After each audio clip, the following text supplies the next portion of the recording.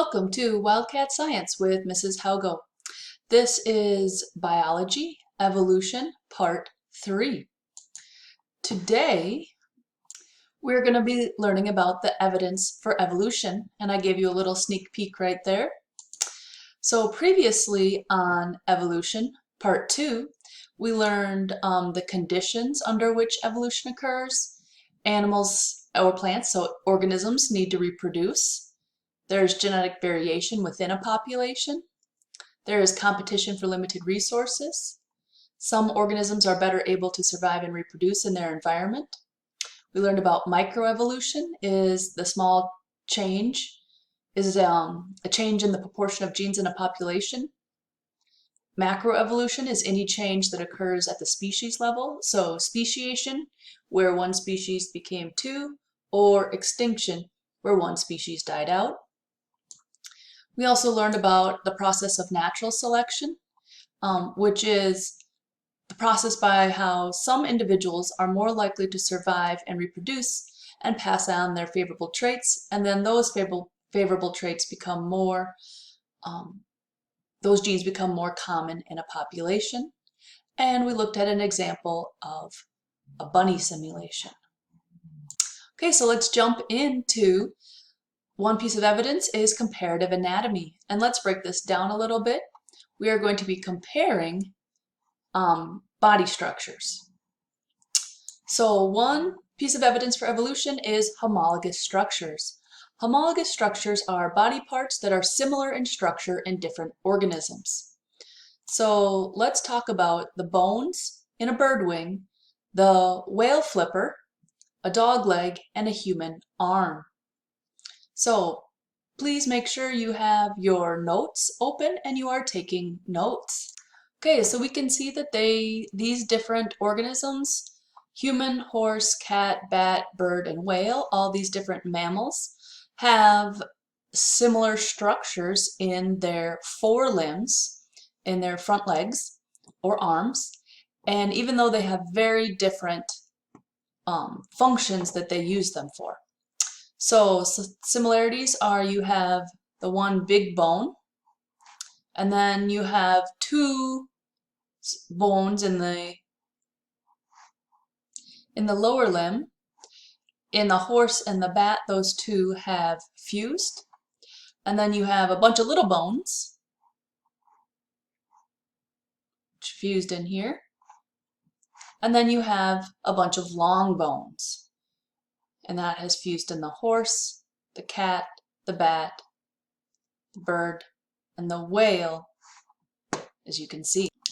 Looking at these different organisms, they have very different jobs, and they have the same basic bone structure that has been modified to best adapt to whatever the function of that limb of the mammal is. Coming back to our notes, please write this down. These bones have the same basic structure in each organism, even though their uses or functions are quite different. So what does that indicate? That indicates that the genes that code for the formation of these structures, like a wing in a bat and a forearm or an arm in a human, are similar. So the genes that make an arm in a human and the genes that make a wing in a bat are the same genes, and so that's why a wing and an arm have the same basic bone structure, even though they are shaped differently and they have very different uses. So what does that indicate? Well, that indicates genetic relation between all of the mammals. And that indicates that these animals evolved from a common ancestor. So these animals all came from an animal that had that same basic bone structure, big bone, couple forearm bones, bunch of little bones, and then long bones, and then it was adapted for different functions and different environments. So natural selection can only really work on what is there. It can't just come up with a forelimb that it would really like. It has to work on what the animals already have. A second piece of evidence for evolution are vestigial structures and vestigial behaviors. So please write this down. These are structures that have no apparent use. And one example is goosebumps in humans. Two examples are goosebumps in humans and leg bones in whales. Humans will get goosebumps when under stress, and in other mammals, when they have goosebumps, their fur will puff out to appear larger to help scare off predators. This also happens when humans are cold, and when mammals with fur are cold, then that helps insulate them with trapping air also. Okay, so looking at the hair on your forearm, I don't have goosebumps right now, but even if I did, I probably wouldn't look all that bigger and threatening to you because humans don't have that much hair. A lot of mammals do have more hair or fur, and so when it gets bigger, when their fur goes up, they look a lot bigger, and then that can look more intimidating. So what does that indicate? That indicates that humans have the same genes as mammals that do have body hair and fur, which indicates evolution from an ancestor that did have more hair and fur. So let's look at those leg bones in whales. Leg bones in whales, you say? Well, what would this indicate? This would indicate the same genes as mammals with legs if whales had leg bones. So the fact that whales have remnants of leg bones indicates the bones are the remnants of leg bones in land-dwelling ancestors that did have legs. So ancestors of the present-day whales were land-dwelling four-legged mammals.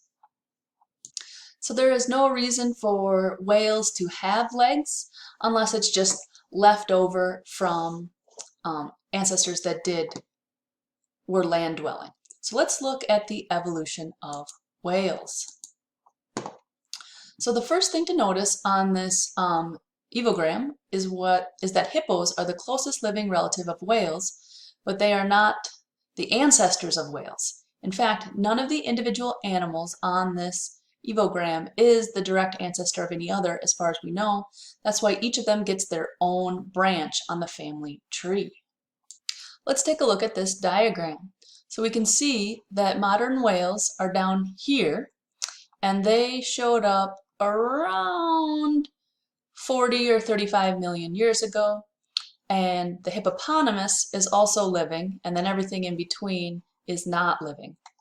So about 55 million years ago, the ancestor split off, and one of the branches evolved into the modern day hippopotamus, and one of the branches evolved into modern day whales. So at about 55 million years ago, there was a branch, and one branch had thick bony wall around their middle ear, and that was better for freshwater semi-aquatic habitat. And then the other branch didn't have that, and that was the one that evolved into the hippopotamus. So then about 50 million years ago, there was another branch, and one branch, maybe there was a mutation that became more common in the population, was a large, powerful tail, shorter legs, and a fat pad in the jaw for hearing. And this was really good for brackish water habitat, which is kind of like salt and freshwater. So then that showed up with your Ambulocetus, and the branches that didn't have it were the Indolus and the Pachycetus. You can see they're good for going on land, but not so good for swimming mostly. And then right around 45-50 million years ago, there were some more branches that came off, and these are getting even better at being in saltwater habitat as opposed to just salt and freshwater mixed. About 45 million years ago, there was another winning evolutionary development, and the nasal opening shifted back and the eyes on the side of the head, which gave the Rhodocetus an advantage over the Koochocetus. And then about 40 million years ago, there was another winning evolutionary development with the tail flukes and very small hind legs and nasal opening shifted further back, which gave the Dorodon an advantage over the previous animals. And then echolocation and a complete loss of hind legs and a nasal opening position of the blowholes in living whales. And now we have our two modern whales that are around today. As you can see, there was an early mammal that lived on land, and over millions of years the populations evolved so that they were more whale-like and they lived only in the oceans. So looking at some skeletons of these earlier whale ancestors, it would look like that. And your whale bones, the leg bones on a whale as promised, right there. A third piece of evidence for evolution is the similarities of embryos. So embryos of different vertebrate animals are structurally similar during early stages of development. So all of your vertebrate animals, your birds, amphibians, reptiles, mammals, share a lot of similarities during embryonic development. They all have a notochord, gill slits, and a tail. And even in humans, as an embryo, you did have a notochord, gill slits, and a tail. Obviously, these didn't stay until you were born. So what does that indicate? That indicates that the embryo development is controlled by similar genes in birds, fish, mammals, and reptiles, which indicates a common ancestor. So the genes that control how to make an embryo a bird embryo, and the genes that control how to make a fish embryo and a mammal embryo and a reptile embryo and an amphibian embryo are all the same because they all came from the common ancestor, and those were the genes that made the embryo and the common ancestor. So we're going to watch part of a video to end up the lesson, and then tomorrow we're going to talk about more evidence for evolution in molecular biology.